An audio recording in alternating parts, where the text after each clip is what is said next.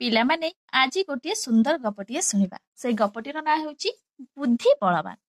ବୁଦ୍ଧି ହେଉଛି ମଣିଷର ବଳବାନ। ପିଲାମାନେ ମଣିଷ ହେଉ କିମ୍ବା ପଶୁ ହେଉ, ବୁଦ୍ଧି ହେଉଛି ବଳବାନ। ତ ପିଲାମାନେ ଏଇଟା ଗୋଟିଏ ବହୁତ ମଜାଳିଆ ଗପ। ତା ପୂର୍ବରୁ ପିଲାମାନେ ତମମାନେ ଯଦି ଏହି ଚ୍ୟାନେଲରେ ନୂଆ ଅଛ ତାହେଲେ ଚ୍ୟାନେଲଟିକୁ ପ୍ରଥମେ ସବସ୍କ୍ରାଇବ କରିଦିଅ, ଯାହା ଫଳରେ ତମମାନେ ଘରେ ବସି ପ୍ରତ୍ୟେକ ଦିନ ଏହିଭଳି ଗୋଟିଏ ଲେଖାଏଁ ଗପ ଶୁଣିପାରିବ। ତ ପିଲାମାନେ ଏବେ ଆମେ ଗପଟିକୁ ପଢିବା ଏବଂ ଶୁଣିବା। ସିଂହ ଜଙ୍ଗଲରେ ରାଜା। ସେ ଖୁବ୍ ବଳୁଆ ଏବଂ ବହୁତ ଚାଲାକ। ତାର କଥା ଯଦି କେହି ନ ମାନେ ସେ ସଙ୍ଗେ ସଙ୍ଗେ ତାକୁ ମାରିଦିଏ। ସେ ବଡ଼ ବଡ଼ ଜନ୍ତୁକୁ ଶିକାର କଲେ ତାକୁ ଖାଏ ସିନା, ସେ ସବୁ ମାଂସ ଖାଇପାରେ ନା। ଏଣୁ ସେ ତାର ପେଟ ପୂରା ଖାଇଦେଇ ବଳକା ଛାଡ଼ି ପଳାଏ। ସେ ଖାଇସାରି ଚାଲିଯିବା ପରେ ଶିକାରରେ ପଡ଼ିଥିବା ମାଂସକୁ ଗଧିଆ, ବିଲୁଆ, କୁକୁର ଏବଂ କୁଆ ଖାଆନ୍ତି। ଦିନେ ସିଂହର କଥାରେ ଗୋଟିଏ ସଭା ଡକା ହେଲା। କଣ ହେଲା ପିଲାମାନେ? ନା ସିଂହ ଜଙ୍ଗଲରେ ରାଜା। ଯେହେତୁ ସେ ରାଜା, ତାକୁ ସମସ୍ତେ ଡରୁଥିଲେ। ସେ ଖୁବ୍ ବଳୁଆ ଥିଲା ଏବଂ ବହୁତ ଚାଲାକ ମଧ୍ୟ ଥିଲା। ସେଥିପାଇଁ ତ ତାକୁ ଜଙ୍ଗଲରେ ରାଜା କରାଯାଇଥିଲା।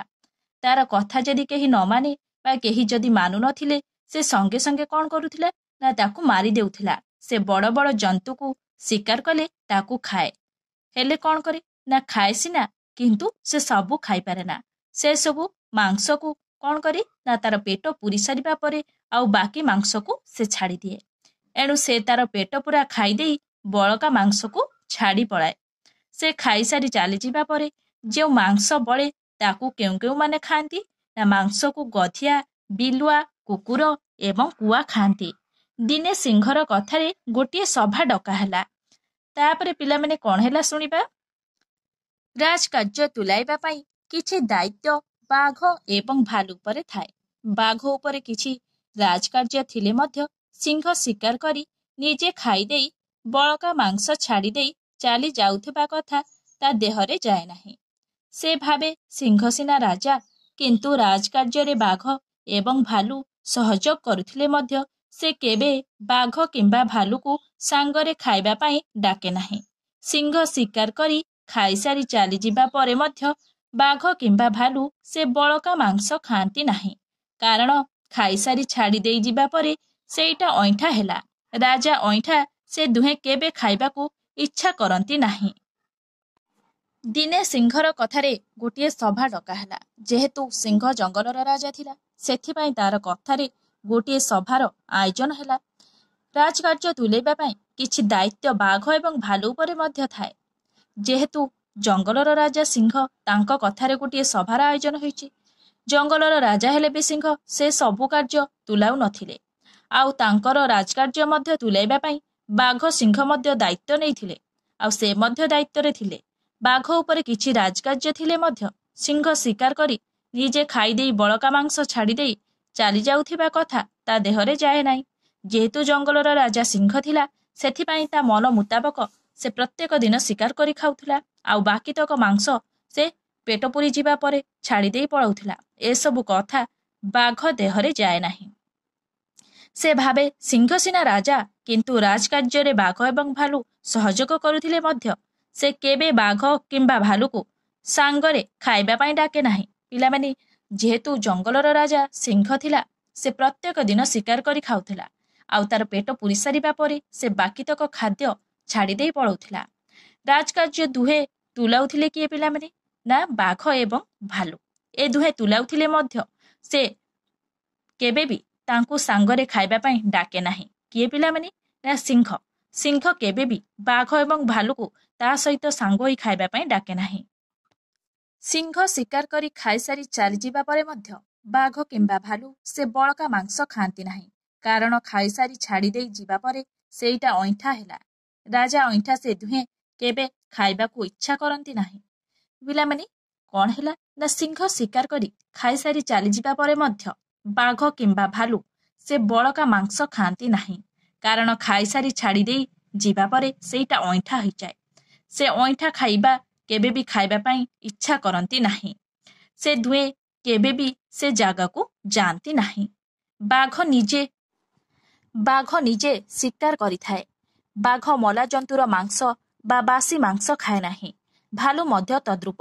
ଦୁହେଁ ଯାକ ଜୀବନ୍ତ ପଶୁକୁ ଶିକାର କରି ଖାଇବାକୁ ଭଲ ପାଆନ୍ତି। ପିଲାମାନେ କ'ଣ ହେଇଛି? ବାଘ ନିଜେ ଶିକାର କରିଥାଏ।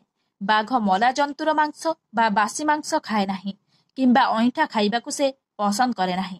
ଭାଲୁ ମଧ୍ୟ ସେହିଭଳି ସେ ଶିକାର କରି ଖାଇବାକୁ ଭଲ ପାଏ। ସେ କୌଣସି ପଶୁର ବାସି ମାଂସ କିମ୍ବା ଛାଡ଼ି ଯାଇଥିବା ମାଂସ ବା ଅଇଁଠା ମାଂସ ଖାଇବାକୁ ଭଲ ପାଏ ନାହିଁ। ଦୁହେଁ ଯାକ ଜୀବନ୍ତ ପଶୁକୁ ଶିକାର କରି ଖାଇବାକୁ ଭଲ ପାଆନ୍ତି। ତାପରେ ପିଲାମାନେ କ'ଣ ହେଲା ଦେଖିବା। ସିଂହ ରାଜସଭା ଡକାଇଲେ। ସେଥିରେ ସବୁ ଜନ୍ତୁଙ୍କୁ ଡାକିବା ଏବଂ ସଭାରେ ଆୟୋଜନର ସୁବନ୍ଦୋବସ୍ତ ବାଘ ଏବଂ ଭାଲୁ ଉପରେ ଦାୟିତ୍ୱ ଥାଏ। ବାଘର ଧମକାଣ ଏବଂ ସିଂହକୁ ଡର ଯୋଗୁଁ ଜଙ୍ଗଲରେ ସବୁ ପଶୁ ଏକତ୍ରିତ ହେଲେ। ଭାଲୁ କହିଲା, ମହାରାଜ, ଆପଣଙ୍କର ବଡ଼ ମନ୍ତ୍ରୀ ବାଘ ନିଜର ଖାଇବା ପିଇବା ପାଇଁ ଭାରି ଅସନ୍ତୁଷ୍ଟ। ସେ ତ କାହାର ଅଇଁଠା ଖାଏ ନାହିଁ। ଆପଣ ସବୁଦିନ କାହାକୁ ନା କାହାକୁ ନିଶ୍ଚୟ ଶିକାର କରି ମାରୁଛନ୍ତି। ବାଘ ବି ନିଜର ଭୋକ ମେଣ୍ଟାଇବା ପାଇଁ ସେ ବି ଶିକାର କରୁଛି। ଏଣୁ ଆପଣଙ୍କର ଏବଂ ବାଘର ଶିକାର ଦ୍ୱାରା ଜଙ୍ଗଲର ବହୁ ଜନ୍ତୁ ସେମାନଙ୍କର ବଂଶ ନିପାତ ହୋଇ ଚାଲିଛି। ତ ପିଲାମାନେ ସିଂହ ଯେହେତୁ ଜଙ୍ଗଲର ରାଜା ଥିଲା, ସେଥିପାଇଁ ସେ କ'ଣ କଲା? କ'ଣ ହେଲା ପିଲାମାନେ? ଯେହେତୁ ସିଂହ ଜଙ୍ଗଲର ରାଜା ଥିଲା, ସେ ଗୋଟିଏ ରାଜସଭା ଡକାଇଲେ।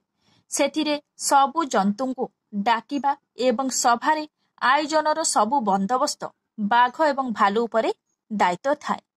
ବାଘର ଧମକାଣ ଏବଂ ସିଂହକୁ ଡର ଯୋଗୁଁ ଜଙ୍ଗଲର ସବୁ ପଶୁ ଏକତ୍ରିତ ହେଲେ। କାହିଁକି ନା ସେମାନେ ଯଦି ନ ଆସନ୍ତି, ସେମାନେ ଭଲ ଭାବରେ ଜାଣିଛନ୍ତି ଜଙ୍ଗଲର ରାଜା ସିଂହ ସେମାନଙ୍କୁ ମାରିଦେବ। ଆଉ ଭାଲୁ କହିଲା, ମହାରାଜ, ଆପଣଙ୍କର ବଡ଼ ମନ୍ତ୍ରୀ ବାଘ ନିଜର ଖାଇବା ପିଇବା ପାଇଁ ଭାରି ଅସନ୍ତୁଷ୍ଟ। ସେ ତ କାହାର ଅଇଁଠା ଖାଏ ନାହିଁ। ଆପଣ ସବୁଦିନ କାହାକୁ ନା କାହାକୁ ନିଶ୍ଚୟ ଶିକାର କରି ମାରୁଛନ୍ତି। ବାଘ ବି ନିଜର ଭୋକ ମେଣ୍ଟାଇବା ପାଇଁ ସେ ବି ଶିକାର କରୁଛି। ଏଣୁ ଆପଣଙ୍କର ଏବଂ ବାଘର ଶିକାର ଦ୍ୱାରା ଜଙ୍ଗଲର ବହୁ ଜନ୍ତୁ ସେମାନଙ୍କର ବଂଶ ନିପାତ ହୋଇ ଚାଲିଛି। ତାପରେ ଭାଲୁ କ'ଣ କହିଲା ପିଲାମାନେ ପଢ଼ିବା। ଏମିତି ଅବସ୍ଥା ଯଦି ଚାଲୁ ରହିବ, ତେବେ କିଛି ଦିନ ପରେ ଏଇ ଜଙ୍ଗଲରେ ଆପଣଙ୍କର ପେଟ ପୋଷିବା ପାଇଁ କୌଣସି ଜନ୍ତୁ ପାଇବେନି। ତାପରେ ଆପଣ ଖାଇସାରିବା ପରେ ଆପଣଙ୍କର ଉଚ୍ଛିଷ୍ଟକୁ ଖୁବ୍ ଆରାମରେ ଖାଇବା ପାଇଁ ଗଧିଆ, ବିଲୁଆ ଏବଂ କୁକୁର ଗୁଡ଼ିକ ଚାହିଁ ରହୁଛନ୍ତି। ଆପଣ ସିନା ନିଜର ଖାଇବାକୁ ଶିକାର କରୁଛନ୍ତି, କିନ୍ତୁ ଏମାନେ ବିନା କଷ୍ଟରେ ଖାଇବାକୁ ପାଇଯାଇଥିବାରୁ ପୁରା ଅଳସୁଆ। ପିଲାମାନେ ଭାଲୁ ପୁଣି କ'ଣ କହୁଛି? ଯଦି କ'ଣ ସିଂହ ମହାରାଜକୁ କହୁଛି, ସିଂହ ମହାରାଜ, ଆପଣ ଯଦି ପ୍ରତ୍ୟେକ ଦିନ ଶିକାର କରି ଖାଇବେ, ଆପଣଙ୍କ ସହିତ ବାଘ ବି ଶିକାର କରୁଛି। ଏମିତି ଯଦି ପ୍ରତ୍ୟେକ ଦିନ ଚାଲୁ ରହିବ, ତାହେଲେ କ'ଣ ହେବ ନା କ'ଣ ହେବ? ଜଙ୍ଗଲର ବହୁ ଜନ୍ତୁ ସେମାନଙ୍କର ବଂଶ ନିପାତ ହୋଇ ଚାଲିଛି। ଏମିତି ଅବସ୍ଥା ଯଦି ଚାଲୁ ରହିବ, ତେବେ କିଛି ଦିନ ଭିତରେ ଜଙ୍ଗଲରେ ଆପଣଙ୍କର ପେଟ ପୋଷିବା ପାଇଁ କୌଣସି ଜନ୍ତୁ ପାଇବେନି। ତାପରେ ଆପଣ ଖାଇସାରିବା ପରେ ଆପଣଙ୍କର ଯେଉଁ ଅଇଁଠା ଖାଦ୍ୟ ବା ଅଇଁଠା ମାଂସ ପକାଉଛନ୍ତି, ତାହାକୁ ଆରାମରେ ଖାଇବା ପାଇଁ ଗଧିଆ, ବିଲୁଆ ଏବଂ କୁକୁର ଗୁଡ଼ିକ ଚାହିଁ ରହୁଛନ୍ତି। ଆପଣ ସିନା ନିଜର ଖାଇବାକୁ ଶିକାର କରି ଖାଉଛନ୍ତି, କିନ୍ତୁ ଏମାନେ ବିନା କଷ୍ଟରେ ବିନା ପରିଶ୍ରମରେ ଖାଇବାକୁ ପାଇଯାଇଥିବାରୁ ପୁରାପୁରି ଅଳସୁଆ ହୋଇଗଲେଣି। ସେମାନେ ଆରାମରେ ଖାଇଦେଇ ଗୋଡ଼ ଲମ୍ବେଇ ଶୋଇଯାଉଛନ୍ତି। ଫଳସ୍ୱରୂପ ସେମାନେ ନ ଖଟି ଅଳସୁଆ ହେବା ସହ ଅନ୍ୟ ଜନ୍ତୁଙ୍କର ଚୁଗୁଲି କରିବାରେ ଲାଗିଯାଉଛନ୍ତି। ଏଣୁ ଏଇ କଥାଗୁଡ଼ିକର ବିଚାର କରି କିଛି ବନ୍ଦୋବସ୍ତ କରନ୍ତୁ। ଭାଲୁ ଏତକ କଥା କହିବା ପରେ ବାଘ ଉଠି କହିଲା, ମହାରାଜ, ଭାଲୁ ମଧ୍ୟ କେବେ ଉଚ୍ଛିଷ୍ଟ ଖାଦ୍ୟ ଖାଏ ନାହିଁ। ତେଣୁ ସେ ମଧ୍ୟ ଶିକାର କରିବାରେ ଲାଗିଯାଉଛି। ଆଉ ଗୋଟିଏ ବଡ଼ କଥା ହେଉଛି ଯେ ହାତୀ କିଛି ଶିକାର କରେ ନାହିଁ। ସେ ପତ୍ର, ଫଳ, ଫୁଲ ଖାଇ ଚଳେ। କିନ୍ତୁ ଖାଇବା ସମୟରେ ବହୁ ଡାଳ ଭାଙ୍ଗିବା ଦ୍ୱାରା ଜଙ୍ଗଲ ଆସ୍ତେ ଆସ୍ତେ ପଦା ହେବାରେ ଲାଗିଲାଣି। ତ ପିଲାମାନେ, ଯେହେତୁ ଜଙ୍ଗଲର ରାଜା ସିଂହ ସେ ଗୋଟିଏ ସଭାର ଆୟୋଜନ କରିଛନ୍ତି। ସେହି ସଭାରେ ଭାଲୁ ପ୍ରଥମେ ମହାରାଜଙ୍କୁ କହିଛି ଯେ, ମହାରାଜ, ତମେ ପ୍ରତ୍ୟେକ ଦିନ ଶିକାର କରି ଖାଉଛ ସିନା, କିନ୍ତୁ ଆପଣଙ୍କ ସହିତ ବାଘ ବି ସେ ବି ମଧ୍ୟ ଶିକାର କରି ଖାଉଛି। ଆଉ ଆପଣ ଛାଡ଼ି ଯାଉଥିବା ମାଂସକୁ ଗଧିଆ, ବିଲୁଆ, କୁକୁର ଏମାନେ ମଧ୍ୟ ଖାଉଛନ୍ତି। ଆଉ ସେମାନେ ବିନା ପରିଶ୍ରମରେ ଖାଉଛନ୍ତି। ସେମାନେ ପୁରାପୁରି ଅଳସୁଆ ହୋଇଗଲେଣି। ସେମାନେ ଆରାମରେ ଖାଇଦେଇ ଗୋଡ଼ ଲମ୍ବେଇ ଶୋଇଯାଉଛନ୍ତି। ଫଳସ୍ୱରୂପ ସେମାନେ ନ ଖଟି ଅଳସୁଆ ହେବା ସହ ଅନ୍ୟ ଜନ୍ତୁଙ୍କର ମଧ୍ୟ ଚୁଗୁଲି କରିବାରେ ଲାଗିଯାଉଛନ୍ତି। ଏଣୁ ଏଇ କଥାଗୁଡ଼ିକର ବିଚାର କରି କିଛି ବନ୍ଦୋବସ୍ତ କରନ୍ତୁ। ସେହି ସମୟରେ ଭାଲୁର ଏଭଳି କଥା ଶୁଣି ବାଘ ଉଠି କହିଲା, ମହାରାଜ, ଭାଲୁ ମଧ୍ୟ କେବେ ଉଚ୍ଛିଷ୍ଟ ଖାଏ ନାହିଁ। ପିଲାମାନେ, ଉଚ୍ଛିଷ୍ଟ କ'ଣ? ନା ଅଇଁଠା ଖାଦ୍ୟ ଖାଏ ନାହିଁ। ତେଣୁ ସେ ମଧ୍ୟ ଶିକାର କରିବାରେ ଲାଗିଯାଉଛି। ଆଉ ଗୋଟିଏ ବଡ଼ କଥା ହେଉଛି ଯେ ହାତୀ କିଛି ଶିକାର କରେ ନାହିଁ। ସେ ପତ୍ର ଫଳ ଫୁଲ ଖାଇ ଚଳେ। କିନ୍ତୁ ଖାଇବା ସମୟରେ ବହୁତ ଡାଳ ଭାଙ୍ଗିବା ଦ୍ୱାରା ଜଙ୍ଗଲ ଆସ୍ତେ ଆସ୍ତେ ପଦା ହେବାରେ ଲାଗିଲାଣି, ଲୋପ ପାଇବାରେ ଲାଗିଲାଣି। ଏଣୁ ଏଥିପାଇଁ କିଛି ବିହିତ ପଦକ୍ଷେପ ନେବା ଦରକାର। ତାପରେ ଅନ୍ୟ ଆମିଷାସୀମାନେ ମଧ୍ୟ ନିଜ ନିଜ ଭିତରେ ଶତ୍ରୁତା ବଢ଼େଇ ଦେଲେଣି ଯେ ଜଙ୍ଗଲରେ ଶାନ୍ତି ନଷ୍ଟ ହେଉଛି। ବେଳେବେଳେ ଆମର ଶିକାର ହେବା ଜନ୍ତୁମାନେ ମଧ୍ୟ କମି ଯାଉଛନ୍ତି।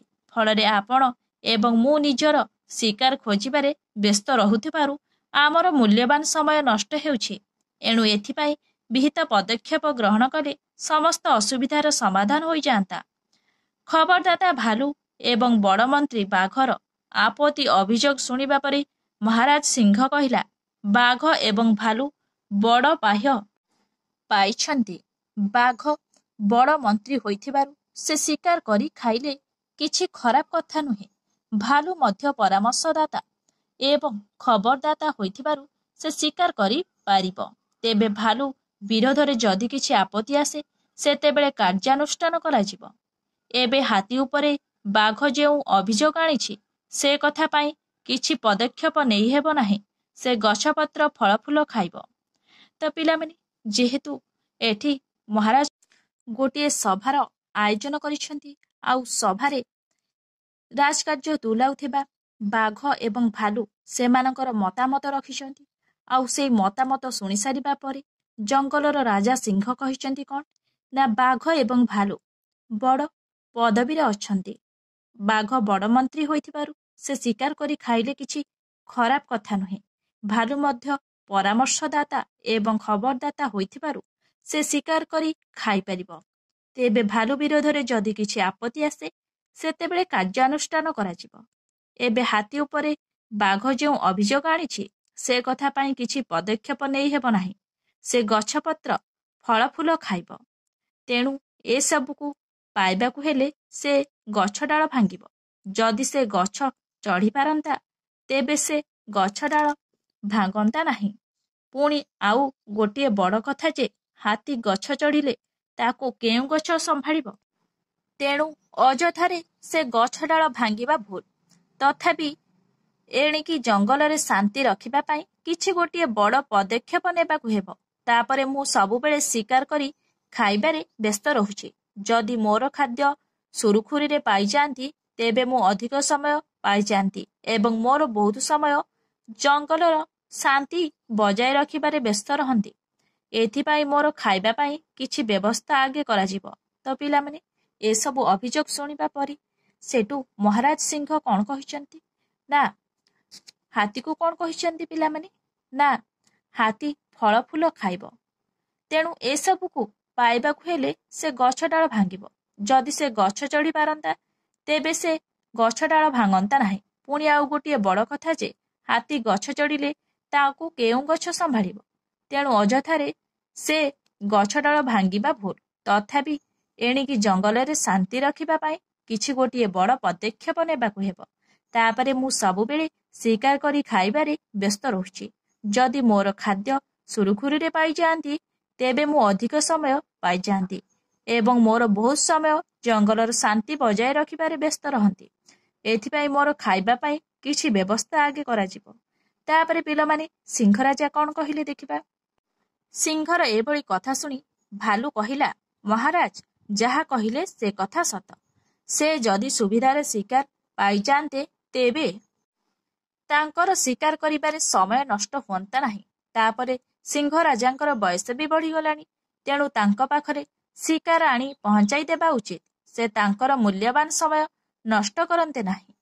ତ ପିଲାମାନେ, ଏସବୁ ଅଭିଯୋଗକୁ ଆଖିରେ ରଖି ସିଂହ ରାଜା କ'ଣ କହିଲେ? ନା ତାଙ୍କୁ ପ୍ରତ୍ୟେକ ଦିନ ଖାଇବା ଯୋଗାଇ ଦିଆଗଲେ ତାଙ୍କର ବାକି ସମୟ ସେ ଜଙ୍ଗଲର ଶାନ୍ତି ଶୃଙ୍ଖଳା ରକ୍ଷା କରିବାରେ ସେ ସମୟ ବିତାନ୍ତେ। ତ ପିଲାମାନେ, ସେଥିପାଇଁ ତାଙ୍କୁ ପ୍ରତ୍ୟେକ ଦିନ ଖାଇବା ଯୋଗାଇ ଦିଆଯିବ। ତାପରେ କ'ଣ ହେଲା ପିଲାମାନେ ଦେଖିବା। ପରାମର୍ଶଦାତା ଭାଲୁର କଥାକୁ କେହି ବିରୋଧ କଲେ ନାହିଁ।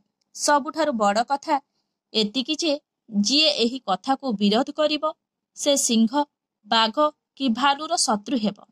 ତେଣୁ ସମସ୍ତେ ନୀରବ ରହିଲେ। ନୀରବ ରହିବା ଅର୍ଥ ସମର୍ଥନ।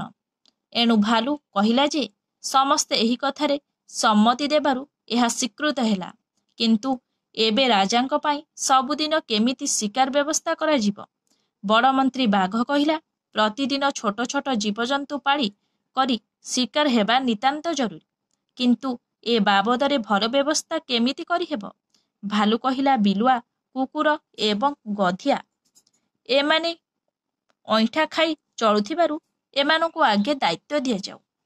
ତ ପିଲାମାନେ କ'ଣ ହେଇଛି ନା, ଯେହେତୁ ସଭାରେ ସ୍ଥିର କରାଗଲା ଯେ ମହାରାଜ ସିଂହ ପାଇଁ ପ୍ରତିଦିନ ଖାଇବା ଆଣି ଦିଆଯିବ, ସେଥିପାଇଁ କ'ଣ ହେଲା ନା ପରାମର୍ଶଦାତା ଭାଲୁର କଥାକୁ କେହି ବିରୋଧ କଲେ ନାହିଁ। ସବୁଠାରୁ ବଡ଼ କଥା ଏତିକି ଯେ ଯିଏ ଏହି କଥାକୁ ବିରୋଧ କରିବ ସିଂହ, ବାଘ ଏବଂ ଭାଲୁର ସିଏ ଶତ୍ରୁ ହେବ। ଯେହେତୁ ସେ ରାଜକାର୍ଯ୍ୟ ତୁଲାଉଛନ୍ତି, ତେଣୁ ସମସ୍ତେ ନୀରବ ରହିଲେ ଏବଂ ଏହି କଥାକୁ ସମର୍ଥନ ମଧ୍ୟ କଲେ। ଏଣୁ ଭାଲୁ କହିଲା ଯେ ସମସ୍ତେ ଏହି କଥାରେ ସମ୍ମତି ଦେବାରୁ ଏହା ସ୍ୱୀକୃତ କରାଗଲା ବା ଏହାକୁ ଗ୍ରହଣ କରାଗଲା। କିନ୍ତୁ ଏବେ ରାଜାଙ୍କ ପାଇଁ ସବୁଦିନ କେମିତି ଶିକାର ବ୍ୟବସ୍ଥା କରାଯିବ? ବଡ଼ ମନ୍ତ୍ରୀ ବାଘ କହିଲା, ପ୍ରତିଦିନ ଛୋଟ ଛୋଟ ଜୀବଜନ୍ତୁ ପାଳି କରି ଶିକାର ହେବା ନିତାନ୍ତ ଜରୁରୀ ବା ନିହାତି ଜରୁରୀ। କିଏ ଏ ବାବଦରେ ଭଲ ବ୍ୟବସ୍ଥା କେମିତି କରିହେବ? ଭାଲୁ କହିଲା, ବିଲୁଆ, କୁକୁର ଏବଂ ଗଧିଆ ଏମାନେ ଅଇଁଠା ଖାଇ ଚଳୁଥିବାରୁ ଏମାନଙ୍କୁ ଆଗେ ଦାୟିତ୍ୱ ଦିଆଯାଉ, କାହିଁକି ନା ସେମାନେ ଅଳସୁଆ ହୋଇଗଲେଣି। ବିନା ପରିଶ୍ରମରେ, ବିନା ଶିକାରରେ ସେମାନେ ବସି ଖାଉଛନ୍ତି। ସେହି ସମୟରେ ହଠାତ୍ ସିଂହ ରାଜା କହିଲେ, ଗଧିଆଟା ଆଇଁଷ ଖାଉଥିଲେ ବି ସେଇଟା ଓଲାଟା। ତାପରେ କୁକୁରଟା ଭାରି କଳିହା, ଟିକେ କେଉଁଠି ଶବ୍ଦ ହେଲେ ସେ ଭୁକିବ। ଏଣୁ ବିଲୁଆ ସଚାରୁ ରୂପେ ଏହି ଦାୟିତ୍ୱ ସମ୍ଭାଳି ପାରିବ। ବିଲୁଆ ଏବେଠାରୁ ମୋ ପାଇଁ ଶିକାର ବ୍ୟବସ୍ଥା ନେଉ। ଆଜି ସଭା ପରେ କ'ଣ ହେଲା ପିଲାମାନେ? ଯେହେତୁ ଭାଲୁ କହିଲା କି ମହାରାଜକୁ ପ୍ରତ୍ୟେକ ଦିନ ଖାଦ୍ୟ ଆଣି ଦିଆଯିବ, ସେଠୁ ଭାଲୁ କହିଲା କି ବିଲୁଆ, କୁକୁର, ଗଧିଆ ଏମାନେ ପ୍ରତ୍ୟେକ ଦିନ ବସି ଖାଉଛନ୍ତି, ଅଳସୁଆ ହେଉଛନ୍ତି, ଏମାନଙ୍କୁ ଦାୟିତ୍ୱ ଦିଆଯାଉ। ସେହି ସମୟରେ ହଠାତ୍ ରାଜା ସିଂହ କହିଲେ କ'ଣ ନା, ଗଧିଆଟା ଆଇଁଷ ଖାଉଥିଲେ ବି ସେଇଟା ଓଲାଟା। ତାପରେ କୁକୁର ଭାରି କଳିହା, କେଉଁଠି ଟିକେ ଶବ୍ଦ ହେଲେ ସେ ଭୁକିବ।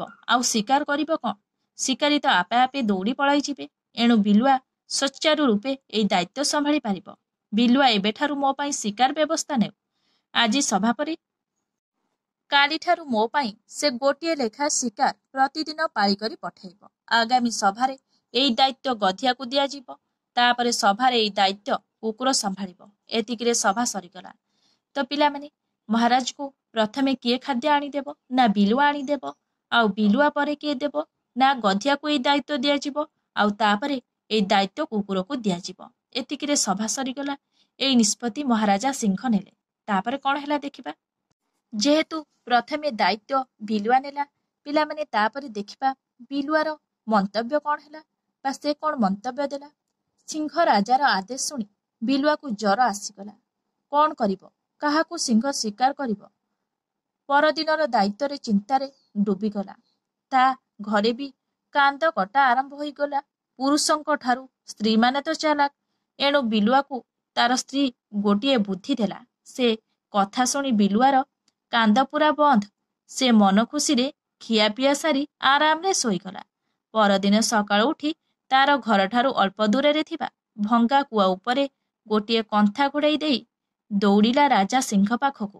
ରାଜା ସିଂହ ପାଖରେ ପହଞ୍ଚି କହିଲା, ହେ ଜନ୍ତୁ ଶ୍ରେଷ୍ଠ ସିଂହ ମହାରାଜ, ଆମ ଘର ପାଖରେ ଆଉ ଗୋଟିଏ ସିଂହ ଆସି ସେ ରାଜା ବୋଲି କହି ଅପେକ୍ଷା କରିଛି। ତ ପିଲାମାନେ କ'ଣ ହେଲା? ଯେହେତୁ ପ୍ରଥମ ଦାୟିତ୍ୱ ବିଲୁଆକୁ ଦିଆଯାଇଥିଲା, ସିଂହ ରାଜାର ଆଦେଶ ଶୁଣି ବିଲୁଆକୁ ଜ୍ୱର ମଧ୍ୟ ଆସିଗଲା। କ'ଣ କରିବ? କାହାକୁ ସିଂହ ଶିକାର କରିବ? ପରଦିନର ଦାୟିତ୍ୱରେ ଚିନ୍ତାରେ ଡୁବିଗଲା ସେ। ତା ଘରେ ବି କାନ୍ଦକଟା ଆରମ୍ଭ ହୋଇଗଲା। କାହିଁକି ନା ବିଲୁଆ କାହାକୁ ଶିକାର କରିନାହିଁ। ଯେହେତୁ ସେ ପ୍ରଥମେ ଶିକାର କରିବ, ସେଥିପାଇଁ ସେ ଚିନ୍ତାରେ ଡୁବି ଯାଇଥିଲା। ତା ଘରେ ବି କାନ୍ଦକଟା ଆରମ୍ଭ ହୋଇଗଲା। ଏ କଥା ଯଦି ସେ ଶିକାର ନ କରେ, ଶିକାର କରି ମହାରାଜା ସିଂହକୁ ନ ଦିଏ, ତାହେଲେ ମହାରାଜ ସିଂହ ତାକୁ ମଧ୍ୟ ଖାଇଦେବେ। ଏଇ କଥା ସେ ଭାବି ଭାବି ଚିନ୍ତାରେ ଡୁବି ଯାଇଥିଲା। ତା ଘରେ ବି ଏ କଥା ଭାବି କାନ୍ଦକଟା ଆରମ୍ଭ ହୋଇଯାଇଥିଲା। ପୁରୁଷଙ୍କ ଠାରୁ ସ୍ତ୍ରୀମାନେ ତ ବହୁତ ଚାଲାକ। ଏଣୁ ବିଲୁଆକୁ ତାର ସ୍ତ୍ରୀ ଗୋଟିଏ ବୁଦ୍ଧି ଦେଲା। ସେ କଥା ଶୁଣି ବିଲୁଆର କାନ୍ଦ ଏକାଥରକେ ବନ୍ଦ ହୋଇଯାଇଥିଲା। ସେ ମନ ଖୁସିରେ ଖିଆପିଆ ସାରି ଆରାମରେ ଶୋଇଗଲା। ପରଦିନ ସକାଳୁ ଉଠି ତାର ଘରଠାରୁ ଅଳ୍ପ ଦୂରରେ ଥିବା ଭଙ୍ଗା କୂଅ ଉପରେ ଗୋଟିଏ କନ୍ଥା ଘୋଡ଼ାଇ ଦେଇ ଦୌଡ଼ିଲା। ରାଜା ସିଂହ ପାଖକୁ ସେ ଦୌଡ଼ି ପଳାଇଗଲା। ରାଜା ସିଂହ ପାଖରେ ପହଞ୍ଚି କହିଲା, ହେ ଜନ୍ତୁ ଶ୍ରେଷ୍ଠ ସିଂହ ମହାରାଜ, ଆମ ଘର ପାଖରେ ଆଉ ଗୋଟିଏ ସିଂହ ଆସି ସେ ରାଜା ବୋଲି କହି ଅପେକ୍ଷା କରିଛି। ସେ ଆସି ମୋତେ କହିଛି ଯେ ତା ପାଇଁ ମୁଁ ଆଗେ ଶିକାର ବ୍ୟବସ୍ଥା କରିବି। କ'ଣ କରିବି ଏବେ କୁହନ୍ତୁ? ଏ କଥା ଶୁଣି ସିଂହର ରାଗ ବହୁତ ବଢ଼ିଗଲା। ସେ କହିଲା, କ'ଣ ହେଲା? ମୋ ରାଜ୍ୟରେ ପୁଣି ଆଉ ଗୋଟିଏ ରାଜା ଆସି ପହଞ୍ଚିଗଲା। ଚାଲିଲୁ ଦେଖିବା ସେ କେଉଁଠି ଅଛି। ବିଲୁଆର ସ୍ତ୍ରୀ ବିଲୁଆକୁ ବୁଦ୍ଧି ଦେବା ପରେ ସେ ଆଉ କାଳ ବିଳମ୍ବ ନ କରି ସେ ହଠାତ୍ କ'ଣ କରିଛି ନା ପରଦିନ ସକାଳୁ ଉଠି ତାର ଘରଠାରୁ ଅଳ୍ପ ଦୂରରେ ଥିବା ଭଙ୍ଗା କୂଅ ଉପରେ ଗୋଟିଏ କନ୍ଥା ଘୋଡ଼ାଇ ଦେଇ ଦୌଡ଼ିଲା ରାଜା ସିଂହ ପାଖକୁ। ରାଜା ସିଂହ ପାଖରେ ପହଞ୍ଚି କହିଲା, ହେ ଜନ୍ତୁ ଶ୍ରେଷ୍ଠ ସିଂହର ମହାରାଜ, ଆମ ଘର ପାଖରେ ଆଉ ଗୋଟିଏ ସିଂହ ଆସି ସେ ରାଜା ବୋଲି କହି ଅପେକ୍ଷା କରିଛି। ସେ ଆସି ମୋତେ କହିଛି ଯେ ତା ପାଇଁ ମୁଁ ଆଗେ ଶିକାର ବ୍ୟବସ୍ଥା କରିବି। କ'ଣ କରିବି ଏବେ ଆପଣ କୁହନ୍ତୁ? ଏ କଥା ଶୁଣି ସିଂହର ରାଗ ବହୁତ ଚଢ଼ିଗଲା, ବହୁତ ବଢ଼ିଗଲା। ସେ କହିଲା, କ'ଣ ହେଲା? ମୋ ରାଜ୍ୟରେ ପୁଣି ଆଉ ଗୋଟିଏ ରାଜା ଆସି ପହଞ୍ଚିଗଲା। ଚାଲିଲୁ ଦେଖିବା ସେ କେଉଁଠି ଅଛି। ବିଲୁଆ ସିଂହକୁ ଆଡ଼େଇ ଆଣି ସେଇ ଭଙ୍ଗା କୂଅ ପାଖରେ ପହଞ୍ଚାଇ କହିଲା, ସେ ରାଜା ଏଇଠି ଅଛି। ସିଂହ ଯେମିତି କୂଅ ପାଖକୁ ଯାଇଛି, ବିଲୁଆ କନ୍ଥା ଟାଣି ଦେଇ ସିଂହକୁ କହିଲା, ଏଇଠି ଦେଖନ୍ତୁ। ସିଂହ ଯେମିତି କୂଅ ଭିତରକୁ ଚାହିଁଛି, ତାର ନିଜ ରୂପ ଦେଖି ସେ ଭାବିଲା ଏଇଟା ସେଇ ରାଜା। ତେଣୁ ସେ ସଙ୍ଗେ ସଙ୍ଗେ କୂଅ ଭିତରକୁ ଡେଇଁଲା। ବିଲୁଆ ଏବେ ଖୁସ୍। ବିଲୁଆ ଗଲାବେଳେ ତା ସ୍ତ୍ରୀ ଠାରୁ ଗୋଟିଏ ମସିଣା ମାଗି ଆଣି କୂଅ ଘୋଡ଼ାଇ ଦେଲା। ସେ ସଙ୍ଗେ ସଙ୍ଗେ ବାଘକୁ ଯାଇ କହିଲା, ହେ ବଡ଼ ମନ୍ତ୍ରୀ, ଆପଣ ରାଜାଙ୍କୁ ଦେଖା କରିବାକୁ ଆସନ୍ତୁ। ବାଘକୁ ଡାକି ଆଣି ସେଇ ଭଙ୍ଗା କୂଅ ଉପରେ ପକାଇଥିବା ମସିଣା ଉପରେ ବସି ଅପେକ୍ଷା କରିବାକୁ କହିଲା। ବାଘ ସିଂହକୁ ଅପେକ୍ଷା କରିବାକୁ ଯାଇ ମସିଣା ଉପରେ ବସିଯିବାରୁ ସିଏ ବି କୂଅରେ ପଡ଼ି ବୁଡ଼ି ମଲା। ତ ପିଲାମାନେ, କ'ଣ ହେଇଛି? ବିଲୁଆ କ'ଣ କରିଛି ନା ତା ସ୍ତ୍ରୀ କଥାରେ ପଡ଼ି ସେ ହଠାତ୍ କୂପ ଉପରେ ଗୋଟିଏ କନ୍ଥା ପକାଇ ଦେଇ ସେ ମହାରାଜ ପାଖକୁ ଧାଇଁ ଯାଇଛି। ଆଉ ମହାରାଜକୁ ଯାଇକି କହିଛି କ'ଣ ନା ତାଙ୍କ ଭଳି ଆଉ ଜଣେ ସିଂହ ଆସିଛି, ଆଉ ସେ ତା ପାଇଁ ଖାଇବା ସଂଗ୍ରହ କରିବା ପାଇଁ କହୁଛି। ଆଉ ସେହି ସମୟରେ ମହାରାଜ ସେ ସଙ୍ଗେ ସଙ୍ଗେ ବିଲୁଆର କଥା ଶୁଣି ଧାଇଁ ଆସିଛନ୍ତି। ଆଉ ସେହି ସମୟରେ ବିଲୁଆ କ'ଣ କରିଛି ନା ବିଲୁଆ ସିଂହକୁ ଆଡ଼େଇ ଆଣି ସେଇ ଭଙ୍ଗା କୂଅ ପାଖରେ ପହଞ୍ଚେଇ କହିଲା, ସେ ରାଜା ଏଇଠି ଅଛି। ସିଂହ ଯେମିତି କୂଅ ପାଖକୁ ଯାଇଛି, ବିଲୁଆ କନ୍ଥା ଟାଣି ଦେଇ ସିଂହକୁ କହିଲା, ଏଇଠି ଦେଖନ୍ତୁ। ସିଂହ ଯେମିତି କୂଅ ଭିତରକୁ ଚାହିଁଛି, ତାର ନିଜ ରୂପ ବା ନିଜ ଛାଇ ବା ନିଜ ପ୍ରତିଛବିକୁ ଦେଖି ଭାବିଲା ଏଇଟା ସେହି ରାଜା। ତେଣୁ ସେ ସଙ୍ଗେ ସଙ୍ଗେ କୂଅ ଭିତରକୁ ଡେଇଁ ପଡ଼ିଲା। ଆଉ ବିଲୁଆ ଏବେ ଖୁସି ହୋଇଗଲା। ସେ ବହୁତ ଖୁସି ହୋଇଗଲା। ତାପରେ ବିଲୁଆ କ'ଣ କଲା ନା ବିଲୁଆ ଗଲାବେଳେ ତା ସ୍ତ୍ରୀ ଠାରୁ ଗୋଟିଏ ମସିଣା ମାଗି ଆଣି କୂଅ ଘୋଡ଼ାଇ ଦେଲା। ସେ ସଙ୍ଗେ ସଙ୍ଗେ ବାଘକୁ ଯାଇ କହିଲା, ଏ ବଡ଼ ମନ୍ତ୍ରୀ ବାଘ ମହାରାଜ, ଆପଣ ରାଜାଙ୍କୁ ଦେଖା କରିବାକୁ ଆସନ୍ତୁ। ବାଘକୁ ଡାକି ଆଣି ସେଇ ଭଙ୍ଗା କୂଅ ଉପରେ ପକାଇଥିବା ମସିଣା ଉପରେ ବସି ଅପେକ୍ଷା କରିବାକୁ କହିଲା। ବାଘ ସିଂହକୁ ଅପେକ୍ଷା କରିବାକୁ ଯାଇ ମସିଣା ଉପରେ ବସିଯିବାରୁ ସିଏ ବି କୂଅରେ ପଡ଼ି ବୁଡ଼ି ମରିଗଲା। ତାପରେ କ'ଣ ହେଲା ପିଲାମାନେ ଦେଖିବା। ବିଲୁଆ ପୁଣି ସେଇ କୂଅ ଉପରେ କନ୍ଥା ପକାଇ ଦେଇ ପରାମର୍ଶଦାତା ଭାଲୁକୁ ଡାକି ଆଣି ସେଇଠି ବସିବାକୁ କହିଲା। ଭାଲୁର ସନ୍ଦେହ ହେବାରୁ ସେ କନ୍ଥାକୁ ଉଣ୍ଡାଳି ଦେଖୁଛି। ବିଲୁଆର ସ୍ତ୍ରୀ ଭାଲୁକୁ ସେ କୂଅ ଭିତରକୁ ଠେଲି ଦେଲା। ଏମିତି ରାଜା, ବଡ଼ ମନ୍ତ୍ରୀ ଏବଂ ପରାମର୍ଶଦାତାକୁ କୂଅରେ ପକାଇ ଦେଇଥିବାରୁ ବିଲୁଆ ତା ସ୍ତ୍ରୀକୁ ଖୁବ୍ ତାରିଫ କଲା। ବୁଦ୍ଧି ହିଁ ବିପଦରୁ ମୁକୁଳେଇ ପାରିବ ବୋଲି ପ୍ରମାଣ ପାଇଗଲା। କ'ଣ ହେଲା ପିଲାମାନେ? ବିଲୁଆ ତା ସ୍ତ୍ରୀ ବୁଦ୍ଧିରେ ପଡ଼ି ସେ ପ୍ରଥମେ ମହାରାଜ ସିଂହକୁ ସେ କୂପରେ ପକାଇ ମାରିଦେଲା। ତାପରେ ସେ ବାଘକୁ ମଧ୍ୟ ତାର ଯାଦୁ ବା କୌଶଳରେ କରି ତାକୁ ମଧ୍ୟ କୂଅରେ ପକାଇ ମାରିଦେଲା। ତାପରେ ଭାଲୁ ପରାମର୍ଶଦାତାଙ୍କୁ ମଧ୍ୟ ସେଠାକୁ ଡାକି ଆଣି ଆଉ ସେଠି ବସିବାକୁ କହି ତାକୁ ମଧ୍ୟ ବିଲୁଆର ସ୍ତ୍ରୀ କୂପ ଭିତରକୁ ପେଲି ମାରିଦେଲା। ଏହିଭଳି କ'ଣ କଲା ସେ ନା ରାଜା, ବଡ଼ ମନ୍ତ୍ରୀ ଏବଂ ପରାମର୍ଶଦାତାଙ୍କୁ କୂଅରେ ପକାଇ ଦେଇ ମାରିଦେଲା। ତାପରେ ବିଲୁଆ ତା ସ୍ତ୍ରୀକୁ ଖୁବ୍ ତାରିଫ କଲା, ଖୁବ୍ ପ୍ରଶଂସା କଲା। ଆଉ ବୁଦ୍ଧି ବିପଦରୁ ମୁକୁଳେଇ ପାରିବ ବୋଲି ପ୍ରମାଣ ପାଇଗଲା। ପିଲାମାନେ, ବୁଦ୍ଧି ହିଁ ବଳବାନ। ସେଥିପାଇଁ ଗପଟିର ନାଁ ହେଉଛି କ'ଣ? ବୁଦ୍ଧି ହିଁ ବଳବାନ। ବୁଦ୍ଧି ହିଁ ପ୍ରକୃତରେ ବିପଦରୁ ମୁକୁଳେଇ ପାରିବ ବୋଲି ପ୍ରମାଣ କରାଗଲା। ପିଲାମାନେ, ତମମାନଙ୍କୁ ଯଦି ଗପଟି ଭଲ ଲାଗିଥିବ ତାହେଲେ ଲାଇକ୍, ସେୟାର, ସବସ୍କ୍ରାଇବ କରିବାକୁ ଜମା ବି ଭୁଲିବନି। Thank you.